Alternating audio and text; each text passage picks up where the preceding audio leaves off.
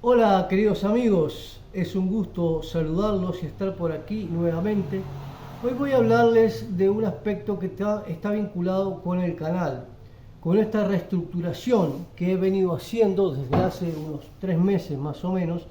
Ustedes saben, los que conocen el canal ya tiene unos años, pero desde hace unos 3 meses para acá he venido haciendo una reestructuración que tiene que ver con un orden que le he venido dando al canal, estableciendo listas de reproducción. Comencé subiendo esos artículos referentes al cuento fantástico en el Río de la Plata en una primera instancia, después al cuento latinoamericano en el siglo XX, después alguna entrevista, en fin, y lo que hice en estos últimos tiempos, en estos últimos meses, es establecer una serie de listas de reproducción donde el visitante del canal puede tener más comodidad a la hora de recorrerlo. Por ejemplo, está una lista que se titula Entrevistas, otra que es esta, Fernando a la Cámara, después están los libros, después están las presentaciones que yo he hecho en distintos eventos literarios, en fin. Todo eso contribuye a darle un orden al canal. En ese sentido estoy muy contento con eso, el canal va creciendo poco a poco. Pero hoy específicamente le voy a hablar de la última lista de reproducción que he creado, que la he dado en llamar el baúl de la red. El baúl de la red. Las cosas que se encuentran en el baúl de la red, por supuesto las cosas que están referidas a mi obra literaria. Esas cosas pueden ser presentaciones, pueden ser artículos, pueden ser entrevistas, pueden ser difusión de poemas, en fin. ¿Por qué yo establezco esta lista de reproducción en el baúl de la red y trato de rescatar un material que está disperso? Bueno, por dos razones. Una justamente por eso, por unificar un material que está disperso en la red. Y en segundo punto, para que no se pierda. Para que no se pierda. Esta es una reflexión que yo la vengo haciendo desde hace un tiempo. Primero con las traducciones. He tenido la fortuna, soy un escritor que he tenido la fortuna de ser traducido a numerosos idiomas.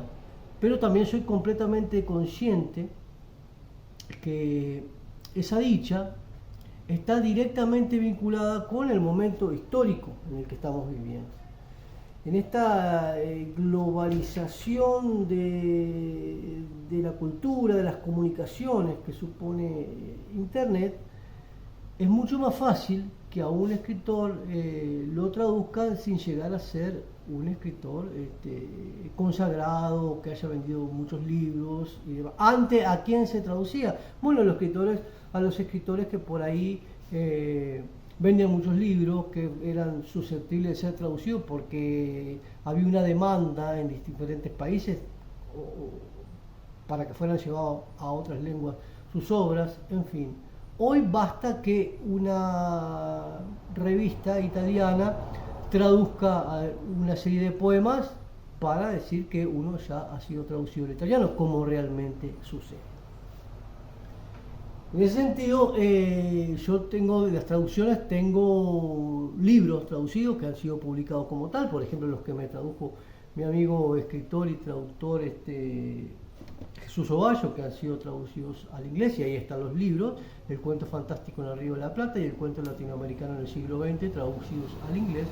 Pero después tengo traducciones que han salido en blog, como las traducciones al hindú, como en periódicos, como la traducción que hizo también mi amigo poeta y traductor Alberto Quero al francés, que salió en un periódico de Canadá titulado Entre Libros. Entonces yo me he preguntado con esas traducciones qué pasaría si esos periódicos, si esos blogs, si esos portales literarios dejan de estar en la red, se dan de baja por distintas razones, ¿no? Sobre todo los blogs, más que nada los vinculados a WordPress, más que a Blogger, muchos se dan de baja, dejan de estar, ¿no? O un periódico, o se fusionan con otras plataformas, en fin. Entonces, yo me he tomado el trabajo, cuando me han traducido a sacar un pantallazo de la traducción, de la publicación, con el nombre del traductor y después guardar el texto, el nombre del traductor, el texto traducido tal cual está. De aquellos idiomas que más o menos puedo entender algo, como el francés, como el italiano, como el inglés, como de aquellos que no entiendo absolutamente nada, sea por ejemplo el árabe, el chino, que son para mí meros dibujos. Pero lo hago, ¿por qué? Porque hay cierto cuidado a que esas páginas, a que esos portales, a que esos periódicos dejen de estar. Hoy en día, si bien hay una difusión muchísimo más grande, hay mucha más cantidad de plataformas literarias, los medios de difusión de la actualidad no tienen la permanencia que podían llegar a tener los medios tradicionales. Entonces, ese cuidado que yo he tenido con las traducciones, veo que también lo tengo que tener con un montón de artículos, de entrevistas, de presentaciones, en fin, que están en la red, en sitios que pueden llegar a desaparecer. Un material que es muy significativo para mí. Por supuesto que en este rescate que yo estoy haciendo de entrevistas, ya digo, de difusión de presentaciones de libros, estoy salvando de alguna manera lo que yo creo que es significativo y que amerita ser difundido. Entonces ustedes verán en esa lista de reproducción titulada Baúl de la Red, publicaciones del año 2014, del año 2015, del año 2016. Uno puede llegar a pensar, pero bueno, ¿por qué son publicaciones viejas? ¿No? Pero en realidad, en lo que tiene que ver con el arte, fundamentalmente, las cosas no se deben medir por nuevas o viejas, sino por buenas o malas, o por vigentes o no.